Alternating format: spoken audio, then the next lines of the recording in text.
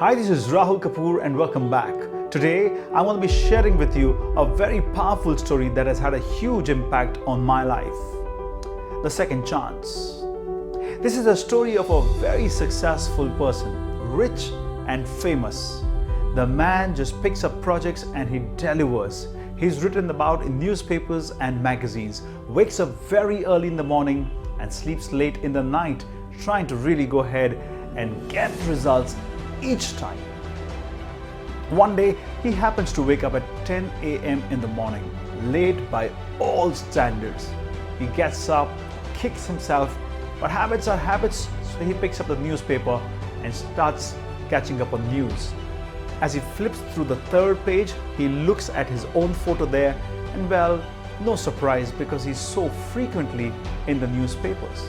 However, he cannot recall any recent interviews which was supposed to be published on this day, so he goes a little closer in to check what this news is all about.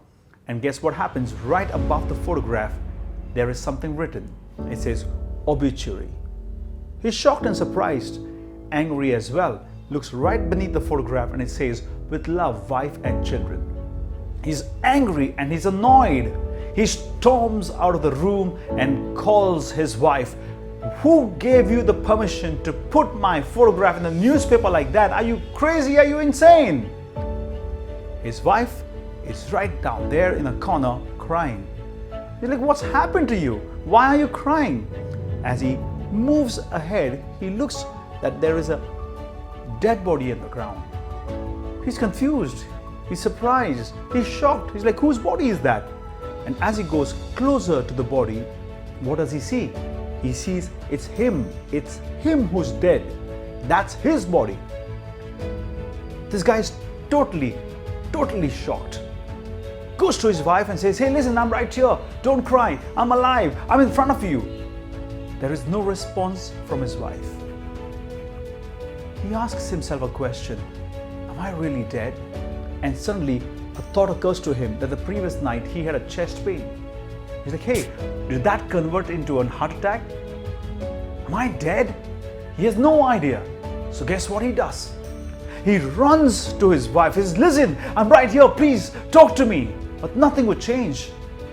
So he walks straight into his temple where there is a photograph of the God. He tells his God there, hey God, listen, you can't kill me. And if you want to kill me, it's all right, but give me one day. He starts negotiating with God. Can you believe that? But God wouldn't listen to him.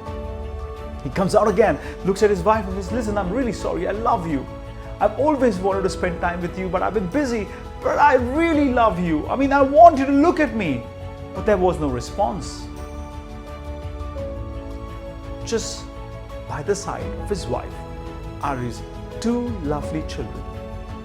He looks at them, tries to hug them, tries to kiss them, says, baby, look at me. Papa's right here. But there is no response from the children. He's angry, he's annoyed. He goes back into the temple room, looks at God and says, God, okay, fine. You want to kill me, fine. It's okay. But give me 1 hour at least. Let me talk to my children. No response again from God. There wouldn't be after all. He walks back to his children and says, listen, I'm really so sorry. You've always asked me for time. You've asked me to play with you. You've wanted me to come to your school, but I was always so busy. I am so sorry, children. I love you. As all this is happening, just by the dining table side are his parents sitting out there. He hasn't seen his parents for 6 long months. Parents always kept calling him and saying, son, please come spend some time with us. But he was busy servicing clients, chasing targets.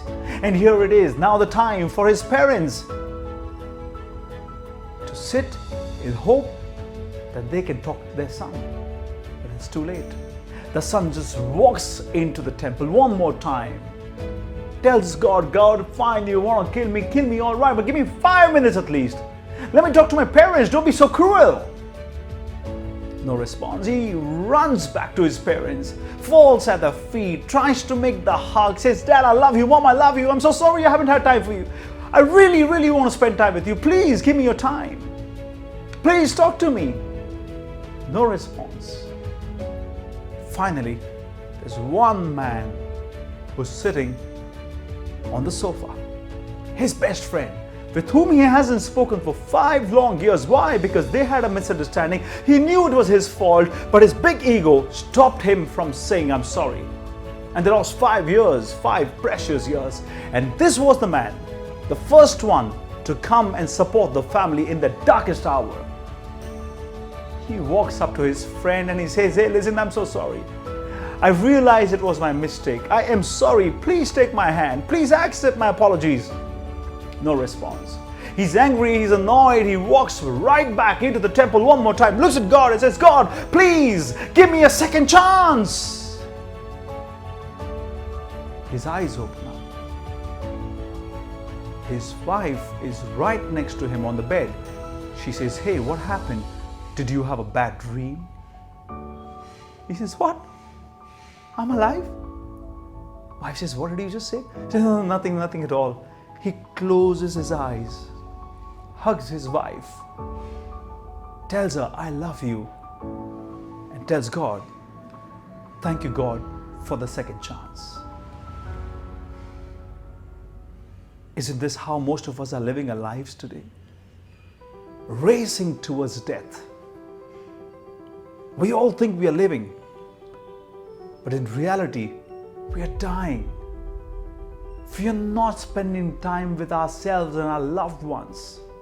Yes, it's important to work, but it's also important to understand the value of love and connection, contribution, being there for someone who you truly love, your family and your friends.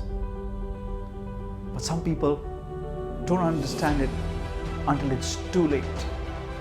And those who understand it not only live a great life filled with joy and happiness, but they also succeed tremendously in their careers.